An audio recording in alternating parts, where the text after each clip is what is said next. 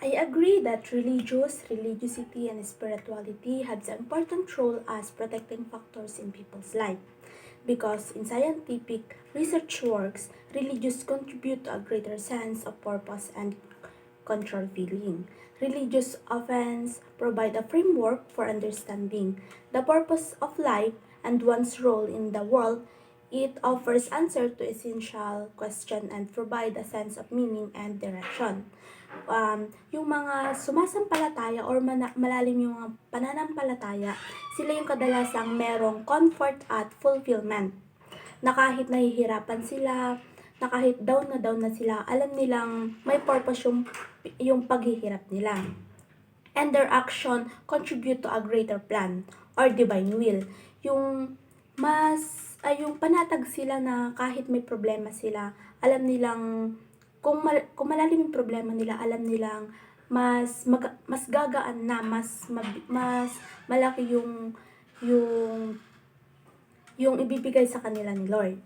A research shown that the religious is associated with a greater subjective psychological well-being in many individuals.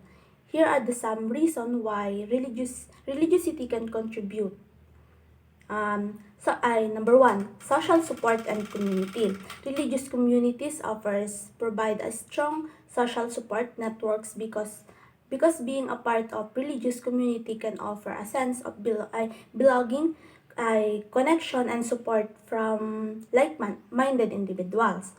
Also, kapag nasa isang religious community ka, kapag nagkaroon ka ng mabigat na problema, kapag yung madaming problema yung dumating sa'yo, lumapit ka sa isang, for example, kapag may isang taong kasali sa isang religious community, maaari silang makaranas ng suporta mula sa kapwa miyembro ng religious community din na yon.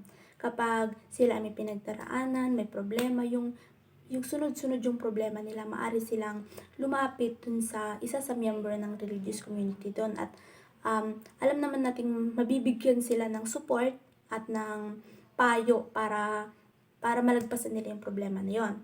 Maaari din silang makahanap ng kaibigan na handang makinig at magbigay ng payo. Doon kasi kapag kasali ka ng religious community, nagiging malakas yung loob mo kasi alam mong maraming nakasuporta at maraming magpapayo sa'yo.